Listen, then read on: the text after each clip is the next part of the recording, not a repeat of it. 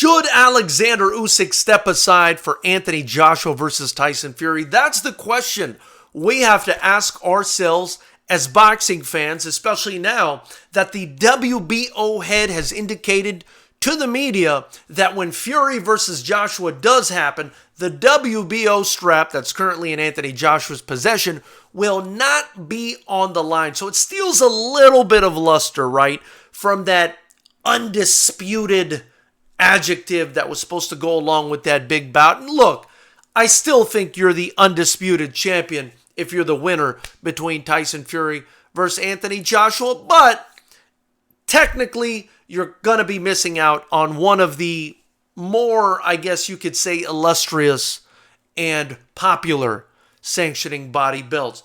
Now, I appreciate what the WBO is doing here because they're saying to Anthony Joshua, you've failed to fight your mandatory on a couple of occasions now. We've let you slide. It's time to do it now or our title's on the line. You got to respect that. You know, they're trying to maintain the integrity of the sport and of their sanctioning body.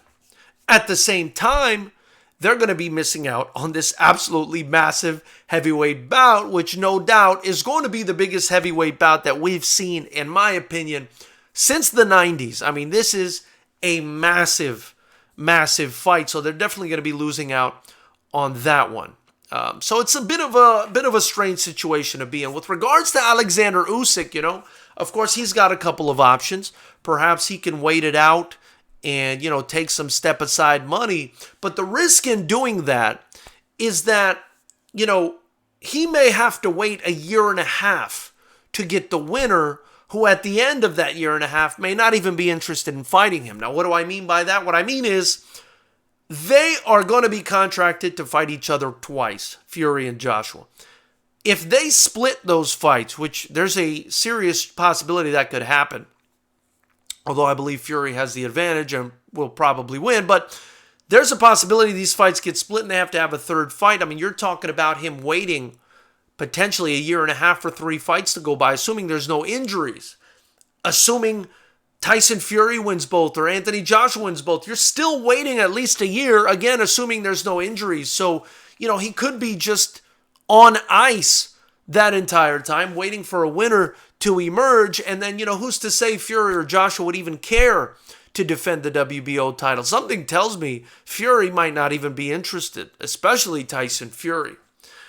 At the same time, you know, Oleksandr Usyk could possibly stay active during that time, but of course there's a risk with that as well because he could end up losing his position. If he maintains that he wants to fight for that WBO strap, though, I think that he ends up fighting potentially a guy like Joe Joyce for the WBO strap if the WBO sticking to its gun. So, you know, I think if I'm advising Oleksandr Usyk right now, I tell him, you know, stick to your guns. You've done what you had to do. You're the WBO mandatory. Let's fight for them to strip it from Joshua since he hasn't been abiding by his mandatories. And hopefully we could land a vacant WBO title shot against a guy perhaps in Joe Joyce, right? And I bring up that name because that's a guy who looked very good recently against Daniel Dubois. I don't see why the WBO would sanction that as a title fight. And they've got some history where Oleksandr Usyk beat him in the past. Of course, that was in the amateurs. This is a totally different ball game, but still a good opportunity, a good choice for Oleksandr Usyk. As far as Anthony Joshua and Tyson Fury go, I really don't think it makes that big of a difference in the fight. Again, technically, you don't have the WBO on the line, so, you know, technically, I guess you can say it's not for the undisputed, but that being said, I think we all know, whether, you know, hardcore or casual, I would hope, that these two are the best heavyweights out there right now. And then to go further with this hypothetical and make it a bit more confusing, I'm sure you're going to have the ever goofy Deontay Wilder filing a lawsuit to try to make the fight with him and Tyson Fury to happen. I call him ever goofy because, you know, the excuses he's been making since February, in my opinion, again, are the most ridiculous, disgraceful, and shameful excuses I've ever heard come out of a fighter's mouth. And I say that having watched combat sports my entire life and multiple different combat sports my entire life. But nonetheless, you know he's going to try, perhaps to make it look like he wants this fight, or maybe he actually does want the fight. Who knows? The guy's been acting delirious. And that, could potentially complicate issues as well. But, according to what Bob Arum is saying, it's pretty clear from the contract that the time that was allotted for him to trigger the rematch clause has expired. And I think, Bob Arum, being an attorney, being in this business for, a century now, basically, I think he knows what he's talking about. So my question to you guys is, what would you do if you're Oleksandr Usyk, or if you're advising Oleksandr Usyk? If you haven't already, hit the subscribe button, the bell notification icon next to it.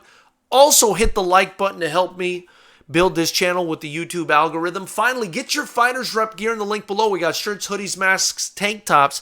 By doing so, you're not only supporting the channel, you're helping me build the only kickboxing promotion that matters. FightersRep Promotions. We will be back hopefully in 2021, assuming California allows us to put on events with an audience. One last thing I wanted to say is, every time I talk about a popular figure such as Anthony Joshua, Deontay Wilder, whoever it is, Habib Nurmagomedov, whoever it is that's, got a pretty decent fan base, if I say something that these fans dislike, right, in the process of being objective, because as I give this commentary, I'm completely objective. I'm a fan.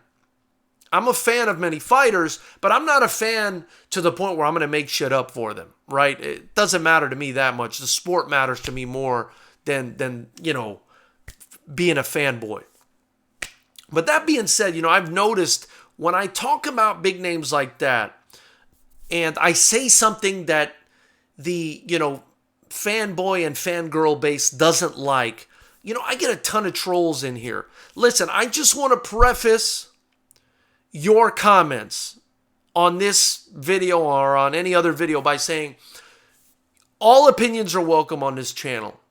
Everybody's welcome on this channel, but you have to be an adult and you have to be respectful, because I'm trying to give our fans known as Knucklehead Nation a quality product where they don't feel that they have to, constantly fight with people or deal with ignorance on the channel, and can engage respectfully.